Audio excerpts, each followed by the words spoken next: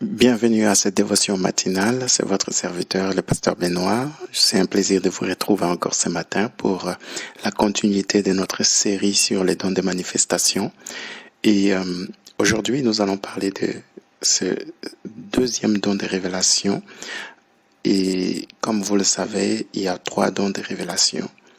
Le premier don, on a déjà abordé cela, c'est les dons des paroles de sagesse.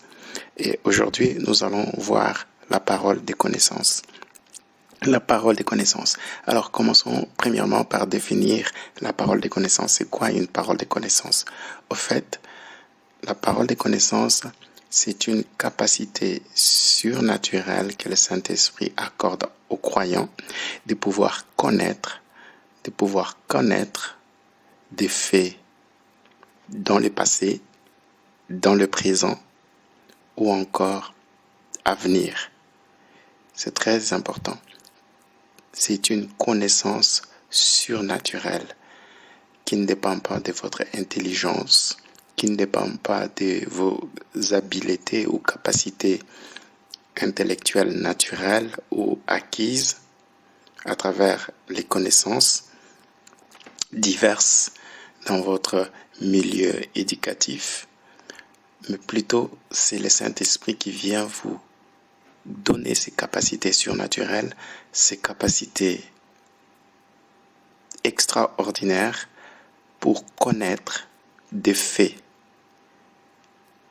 dans le passé, dans le présent et dans l'avenir. Voilà un peu ce que je peux dire par rapport à la parole des connaissances. Donc, c'est un don des révélations parce que cette connaissance des faits ne vient pas des capacités naturelles ou encore des capacités intellectuelles, mais c'est le Saint-Esprit qui communique cela, c'est le Saint-Esprit qui vous révèle ces faits-là.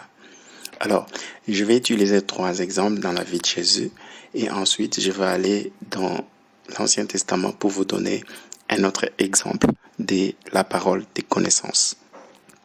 Alors, commençons par la vie de Jésus. Jésus-Christ a été loin du Saint-Esprit, comme nous le savons. Il allait de lieu en lieu faisant du bien et guérissant les malades, faisant beaucoup de miracles. Et cela, c'était par le Saint-Esprit, par la puissance du Saint-Esprit qu'il accomplissait toutes ces choses extraordinaires, surnaturelles. Et donc, il avait aussi les dons des paroles, des connaissances. Jésus-Christ, par le Saint-Esprit, il était en mesure de recevoir la révélation des faits dans le passé, des faits dans le présent et des faits dans l'avenir ou le futur. Alors, voyons voir cet exemple qui se retrouve dans Jean chapitre 1, le verset 47 et 48. Ok. La Bible dit, Jésus vit Nathanaël s'avancer vers lui. Alors il dit, voilà un véritable Israélite, un homme d'une parfaite droiture. Alors, au verset 48, il y a Nathanaël qui était surpris d'entendre ces genres de paroles sortir de la bouche de Jésus. Et la question que Nathanaël va poser est celle-ci, d'où me connais-tu? Il était surpris. Il s'est dit, mais je n'ai jamais rencontré cette personne. Philippe vient juste de me parler, voilà, de lui, qu'il est le Messie, qu'il s'attendait, et je devais venir voir moi-même de mes propres yeux. Et voilà maintenant que je viens pour le voir, et il est en train de parler sur moi. Il est en train de dire des faits exacts, des faits qui sont réels dans ma vie, c'est-à-dire des faits présents. Et quel était le fait que Jésus-Christ va révéler à travers la parole des connaissances? Il va dire à Nathanaël, c'est un homme qui a une droiture parfaite, c'est un homme juste, c'est un véritable Israélite. Il n'y a pas de fraude en lui, il n'y a pas de malhonnêteté en lui. Waouh! Et ça a surpris énormément Nathanaël. Comment est-ce qu'il connaît ces faits-là de ma vie? Comment est-ce qu'il connaît ça? Et ça, c'était une révélation que Jésus-Christ avait sur la vie de Nathanaël. Et donc, il va lui dire, mais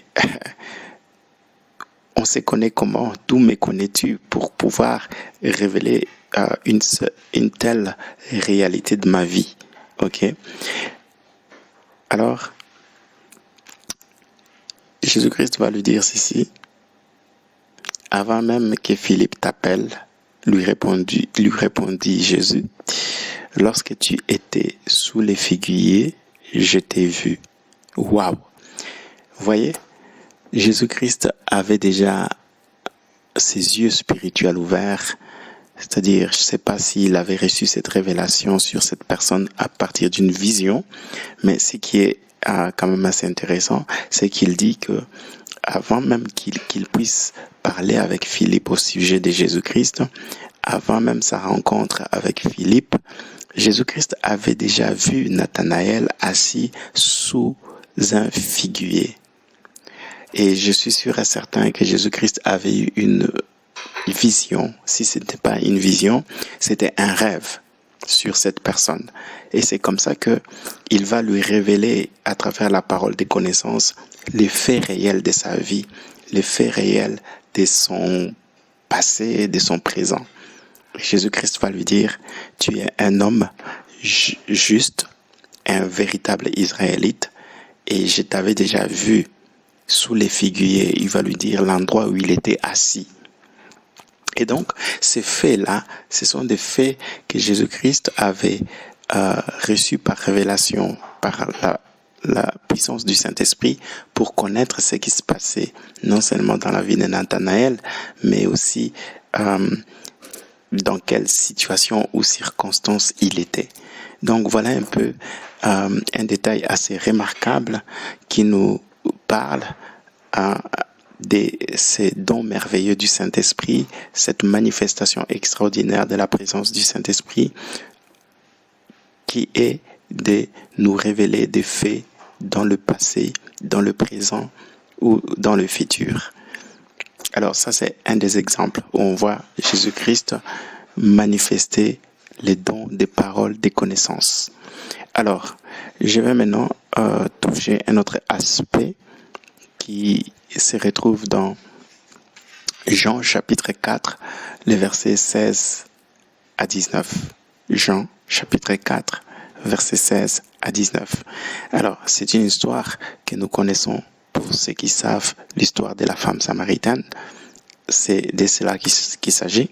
Jésus-Christ va se retrouver seul avec une femme samaritaine. Et évidemment, ils vont avoir une très longue discussion, c'est-à-dire échange. Et à un moment donné, après avoir eu un échange assez intéressant avec cette femme samaritaine, Jésus-Christ va lui dire ceci au verset 16. « Va donc chercher ton mari » lui dit Jésus, et reviens ici. Ok. Jésus-Christ va dire à cette femme, va chercher ton mari, je veux voir ton mari, je voudrais vous parler tous les deux en ce qui concerne cette eau vive que j'ai à donner.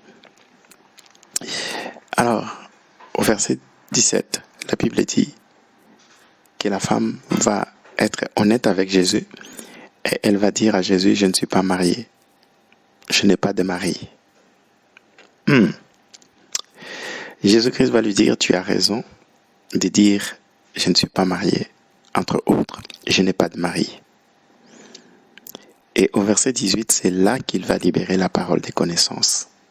La parole des connaissances, c'est-à-dire le Saint-Esprit va révéler à Jésus-Christ des faits dans le passé de cette femme, les faits qui ont eu lieu dans le passé de cette femme.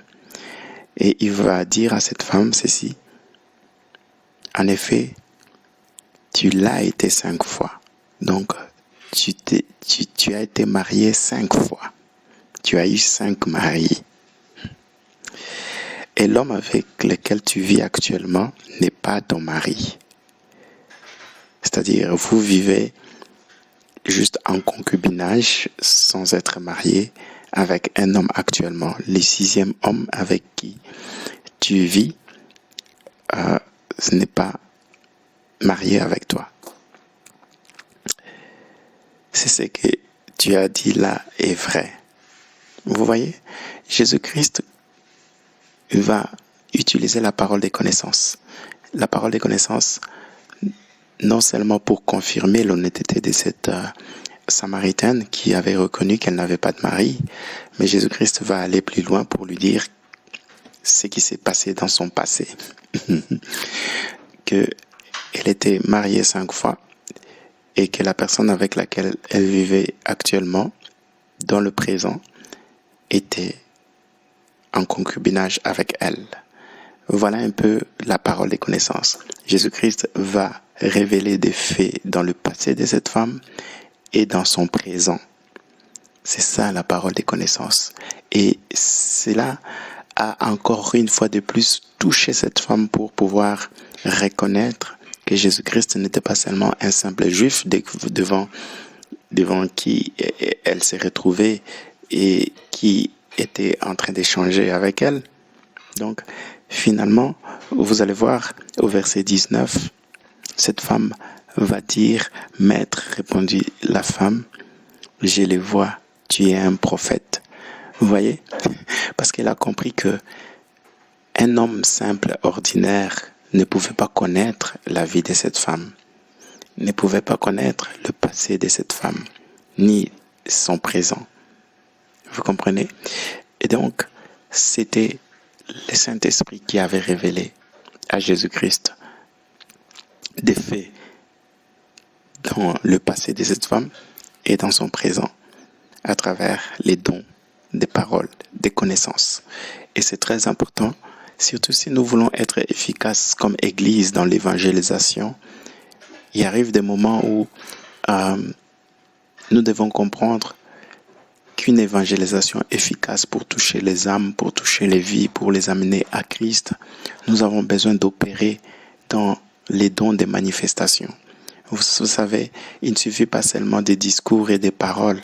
Jusque-là, Jésus-Christ a eu des discours et des paroles avec cette femme, mais il n'arrivait pas à percer le cœur de cette femme.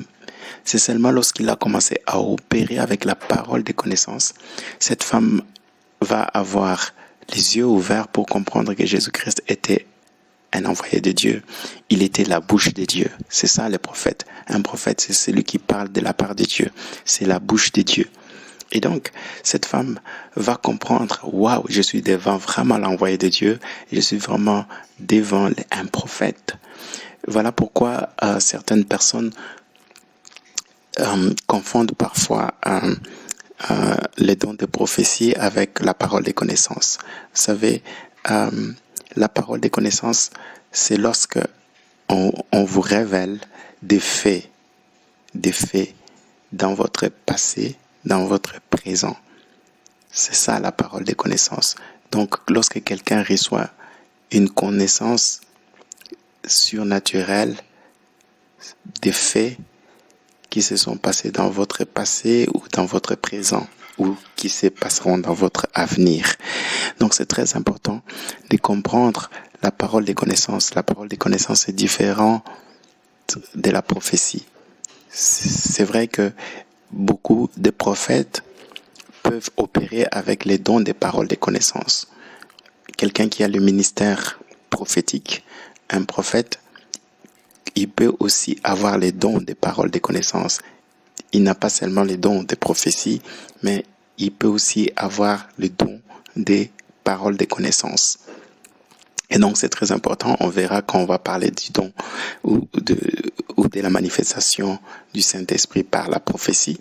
Mais ici, nous sommes dans la situation des paroles des connaissances. Paroles des connaissances. Donc c'est une connaissance que Dieu donne pour révéler des faits dans le passé, le présent ou l'avenir.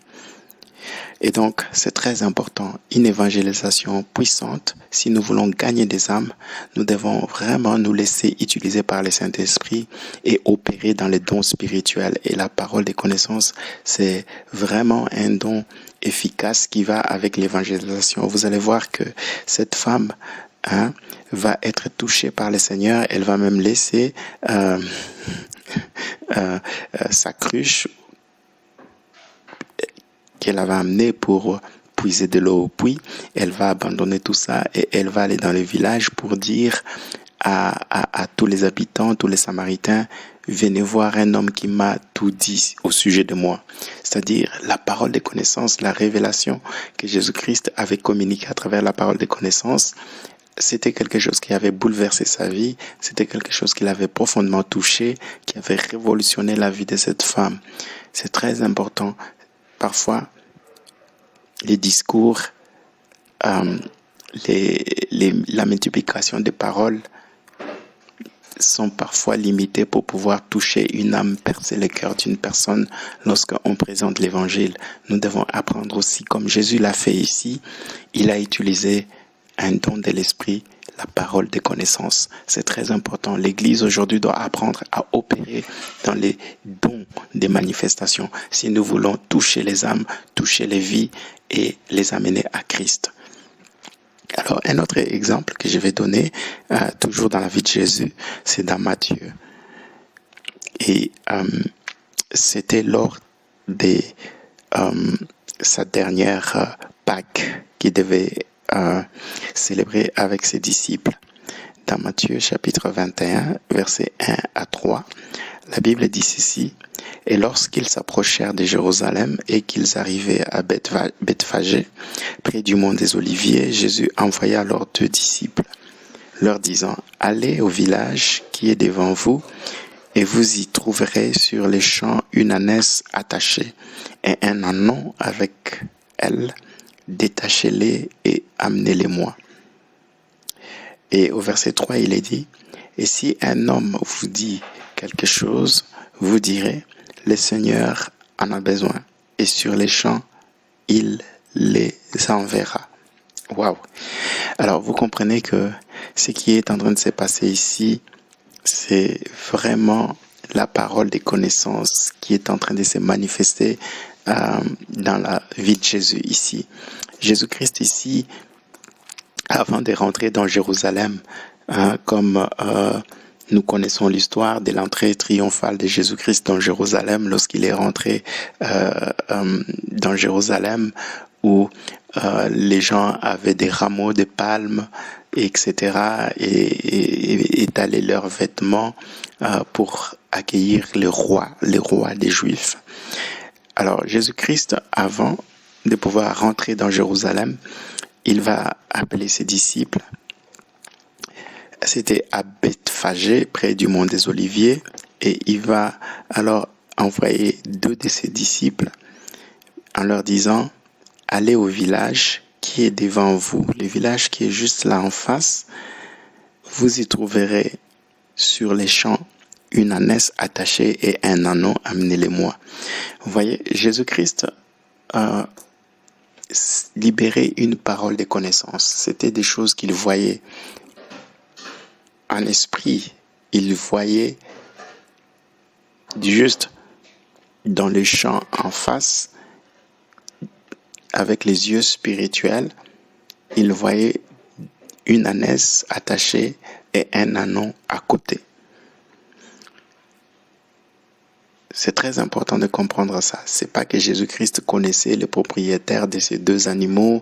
C'est pas que Jésus-Christ était passé par les coins et avait vu 2 ânesses d'avance, et maintenant il envoie ses disciples pour leur dire: allez détacher ces 2 animaux que j'ai vus quand on passait l'autre jour par ces quartiers-là. Non, Jésus-Christ ici, il est en train de voir. Je vous ai dit, les dons de révélation, ce sont des dons de perception. C'est-à-dire, Dieu vous ouvre les yeux pour voir des faits présents. Et là, Jésus-Christ va voir dans le présent qu'il y a 2 ânesses attachées, plutôt une ânesse attachée et un ânon. Et il va dire à ses disciples: allez, vous allez trouver 2 ânes, deux ânes, ok. La maman et les petits. Et donc, vous allez le détacher. Et écoutez, Jésus-Christ n'a pas révélé seulement un fait présent qui était vraiment d'actualité, mais il va aussi annoncer un fait futur. C'est-à-dire, Jésus-Christ savait que les disciples, s'ils partaient et qu'ils détachaient cette ânesse et l'ânon pour l'amener, les propriétaires allaient intervenir. Et donc Jésus-Christ va déjà voir dans les futurs, c'est-à-dire quand les disciples vont arriver et commencer à détacher, et il va leur dire, quand il va vous demander c'est pourquoi vous détachez cette ânesse et cet ânon, alors Jésus-Christ va dire à ses disciples que si un homme vous dit quelque chose, vous direz le Seigneur en a besoin et sur les champs, il les enverra. Vous voyez?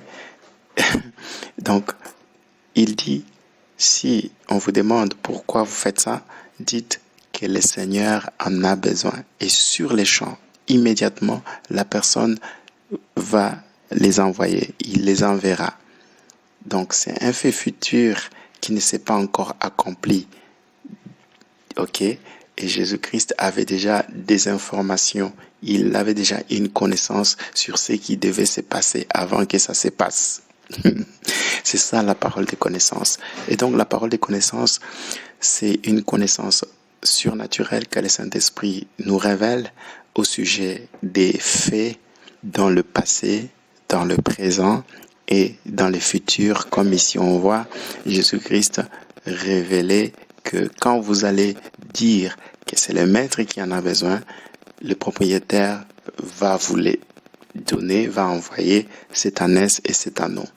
Donc c'est très important de comprendre que la parole de connaissance, c'est vraiment un don merveilleux où vraiment nous devons être des églises, des croyants qui ont les yeux ouverts, qui sont à mesure de voir des choses spirituellement, qui ne sont pas aveugles, qui ne sont pas dans les ténèbres, comme Jésus-Christ était un homme qui opérait par la puissance du Saint-Esprit, par les dons spirituels.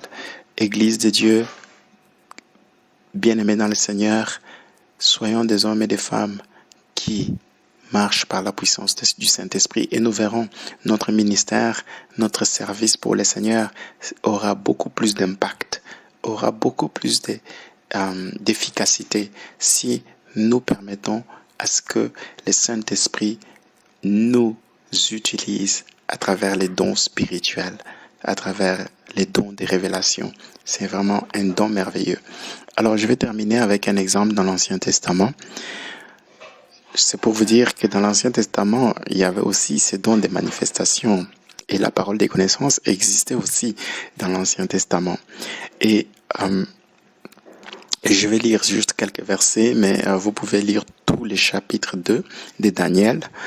Ça va vous donner une idée. Dans le chapitre 2 de Daniel, au verset 19 jusqu'à 23, la Bible dit ceci.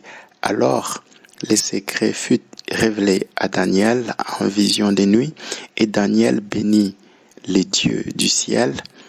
Daniel répondit et dit, béni soit le nom de Dieu pour toujours et toujours, car à lui sont sagesse et puissance, et c'est lui qui change les temps et les circonstances. Il dispose des rois et établit les rois. Il donne la sagesse aux sages et la connaissance à ceux qui connaissent l'intelligence.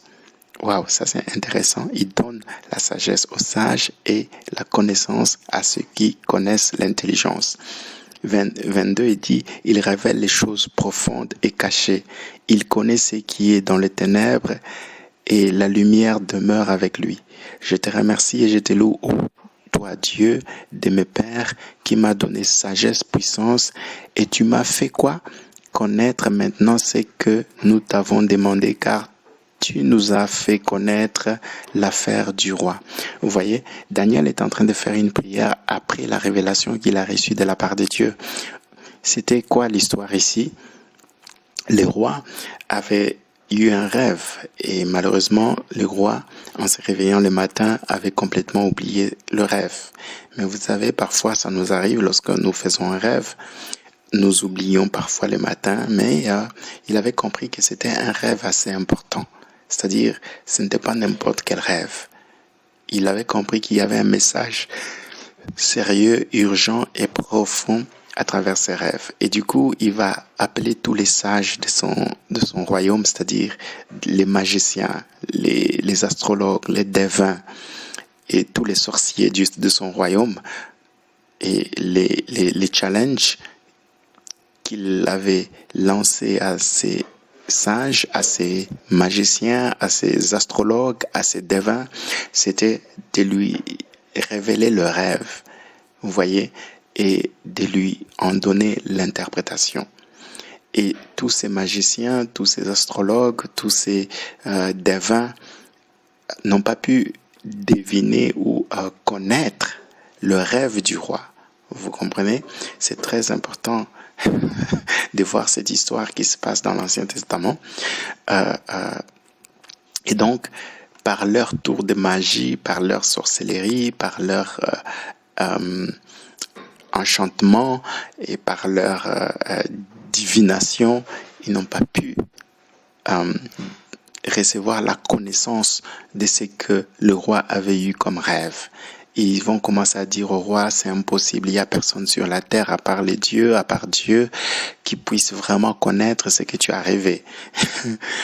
Et le roi était tellement fâché, il a dit, vous êtes des aventuriers, et il va les exécuter. Et la menace pesait sur tous ceux qui étaient élevés en dignité dans le royaume de Nabuchodonosor. Et du coup, il va chercher aussi à exécuter Daniel et ses compagnons. Et Daniel et ses compagnons vont intervenir pour dire à Archoc, écoute, permets-nous de pouvoir voir les rois parce que nous croyons que nous sommes à mesure de pouvoir connaître le rêve du roi et lui donner l'interprétation. Et c'est comme ça que Daniel et ses compagnons vont avoir la permission du roi de chercher leur Dieu pour avoir la révélation du rêve que le roi avait eu. Et c'est comme ça que Daniel et ses compagnons vont prier et Dieu va lui révéler les secrets, va lui montrer le rêve que le roi avait eu et lui donner également la sagesse pour interpréter le rêve du roi. Et donc c'est très important de voir ici que la connaissance du rêve du roi Nabuchodonosor, c'était Dieu qui lui avait communiqué ça. C'était l'Esprit de Dieu qui avait communiqué à Daniel.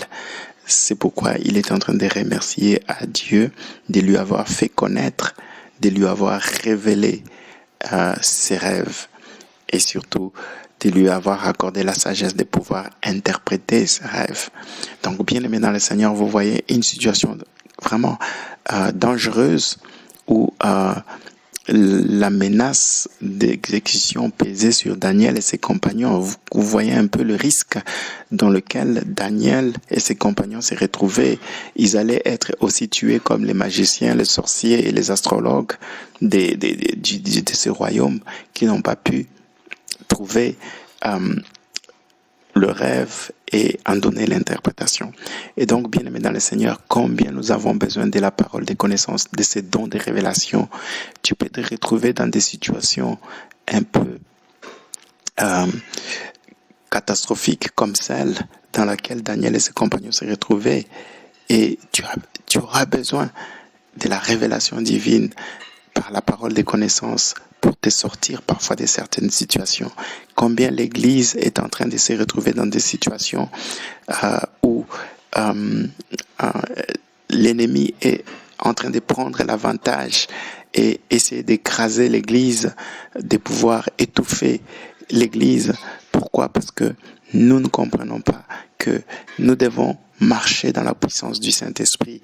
Et le Saint-Esprit, il est là pour nous révéler des choses cachées, pour nous révéler des choses qui pourront être la clé pour la délivrance, la clé pour le succès, la clé pour le salut de plusieurs. Bien-aimés dans le Seigneur, la parole des connaissances, c'est la révélation des faits présents, passés et à venir. Soyons des personnes qui désirent les dons spirituels. Et ces dons spirituels, c'est pour servir l'Église de Dieu, c'est pour le bien commun, profiter aux autres.